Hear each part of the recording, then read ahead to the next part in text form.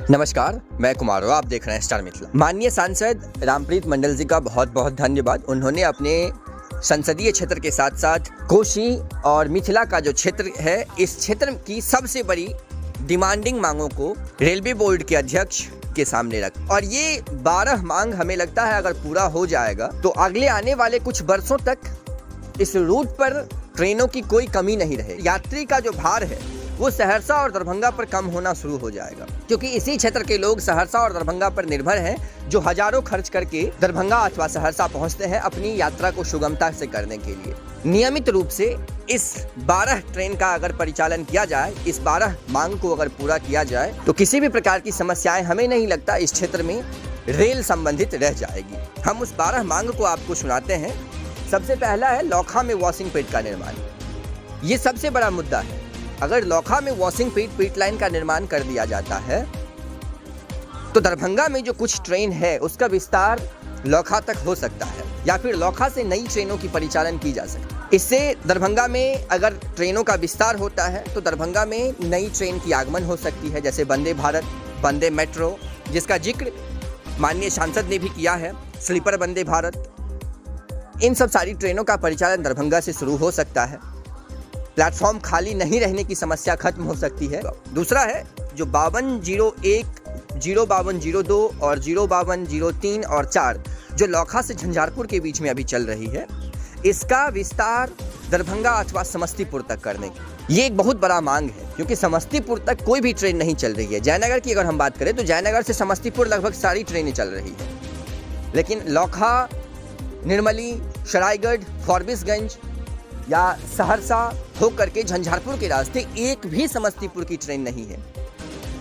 इससे समस्तीपुर तक पहुंचने में इस क्षेत्र के यात्रियों को काफी ज्यादा समस्या होता है। तीसरा मांग अगर हम देखें तो लौखा में यात्री सुरक्षा को देखते हुए रेलवे सुरक्षा बल की चौकी बनाई जाए।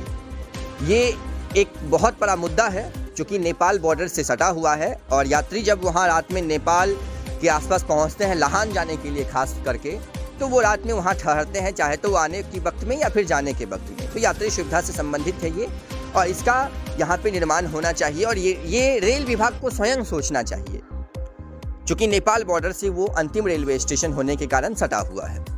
इसके बाद है 15-507 और 8 पाटलिपुत्र दरभंगा मेमू। ये मेमू दरभंगा से 3 बजे सुबह में खुलती है, जो सुबह 8 बजे सीतामढ़ी के रास्ते पटना पहुंच जाती है, पाटलिपुत्र पहुंच जाती है। इस ट्रेन का विस्तार करने की मांग माननीय सांसद रामप्रीत मंडल किए हैं, जो लौखा तक इसका विस्तार किया जाए। और क्यों ना हो, लौखा तक इलेक्ट्रिफिकेशन का कार्य फाइनल हो चुका है। अगर इसका विस्तारीकरण रेलवे के द्वारा लौखा तक कर दिया जाता है तो कहीं न कहीं लौखा को एक पटना की ट्रेन मिल जाएगी, और यहाँ काफ़ी छात्र छात्राओं की संख्या है जो पटना में रहकर पढ़ाई कर रहे हैं, उन लोगों को इस ट्रेन से फ़ायदा होगा। राजधानी पटना तक पहुँचने के लिए लौखा के लोगों को एक नई ट्रेन मिल जाएगी। फिर है इसके बाद 15-211 और 12 दरभंगा अमृतसर जननायक एक्सप्रेस।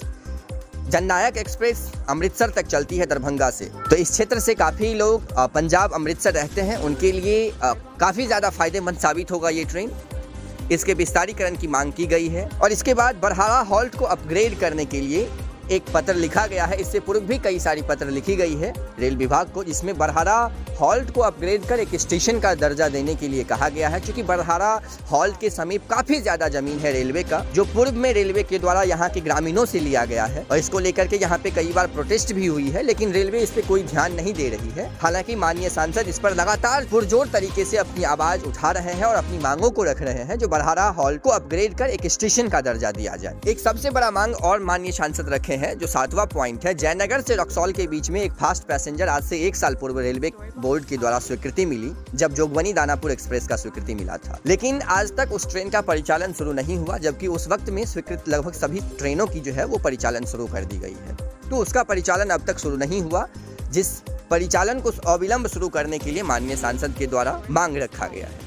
इसके बाद है सहरसा आनंद विहार, जो 55, 78 और 77 चल रही है वर्तमान में। 4 दिसंबर से इस ट्रेन को नियमित रूप से चलाया जाए, इससे लौखा के लोगों को भी फायदा होगा और इस रूट को एक नई ट्रेन भी मिल जाएगी। दरभंगा से दिल्ली के बीच एक स्लीपर वंदे भारत एक्सप्रेस का परिचालन हो। कटिहार से अमृतसर के बीच में जो एक 05736 और 05735 चल रही थी ट्रेन, उसका पुनः परिचालन शुरू हो।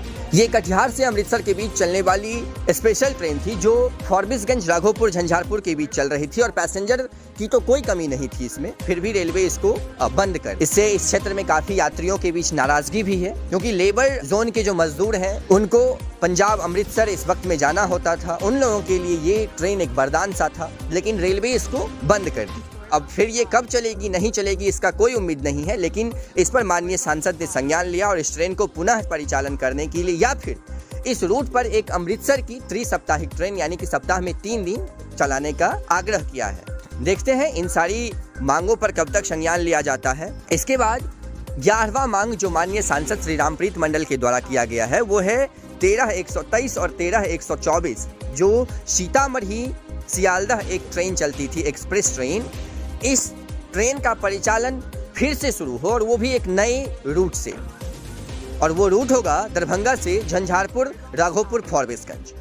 तो इससे एक हावड़ा की भी ट्रेन मिल जाएगी इस रूट को, अगर इस ट्रेन परिचालन पुनः शुरू कर दिया जाता है और उसके बाद जयनगर गरीब रथ का फेरा बढ़ाया जाए। तो ये कुल 12 मांग माननीय सांसद श्री रामप्रीत मंडल के द्वारा किया गया है।